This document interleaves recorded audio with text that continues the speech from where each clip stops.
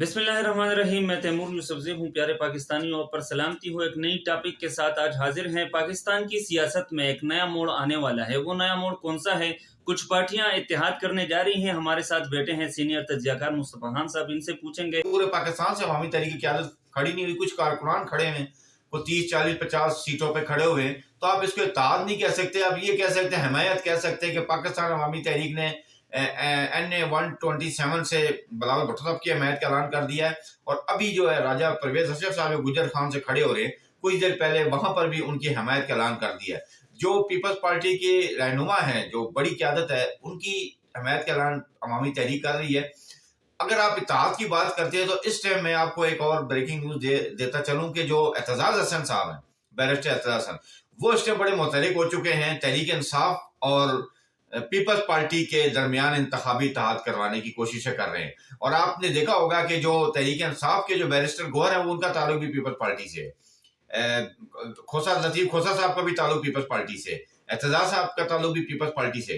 तो नजर यही आ रहा है कि इस टाइम जो इलेक्शन होंगे, या इलेक्शन से पहले आप ब्रेकिंग न्यूज आ सकती है, या इलेक्शन के बाद इस किस्म की कोई सेटलमेंट हो सकती है कि मुझे तहरीक इंसाफ और पीपल्स पार्टी जो है इत्तेहाद करती नजर आ रही है। और नून लीग जो है, नून लीग का इत्तेहाद आपके सामने MQM के साथ है, बाप पार्टी है, अवामी नेशनल पार्टी है, JUI है, उनके साथ इत्तेहाद बन रहा है। लेकिन मैं आपको एक और बात बताते चलूं कि पाकिस्तान में जो इस टाइम हुकूमत बनने जा रही है, उसकी मैं आपको थोड़ी सी वजाहत कर दूं कि इस वक्त पाकिस्तान में नेशनल यूनिटी गवर्नमेंट का कयाम होने वाला है।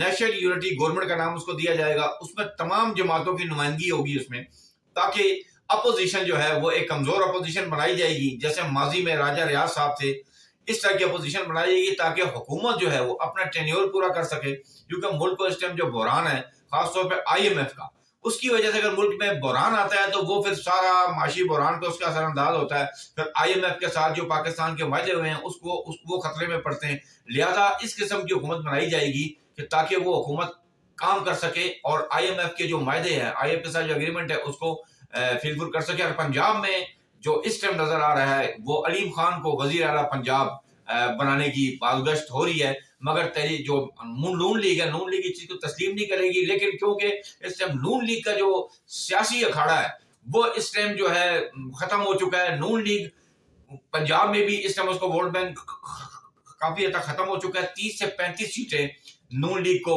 मिल रही है अवामी सतह पर। जो सर्वे रिपोर्ट है और हसास अदारों की रिपोर्ट है, नून लीग के लिए इस टाइम सियासी जो है, उनकी सियासत जो है वो दफन होती नजर आ रही है।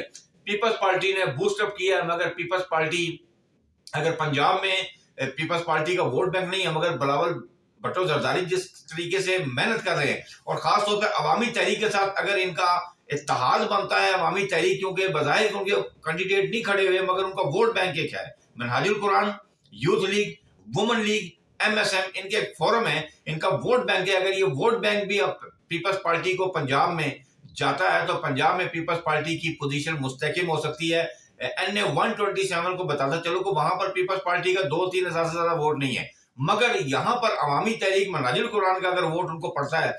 मगर दूसरी जानिब अता तारड़ साहब नून लीग के हैं और PTI के खोकर खड़े हैं।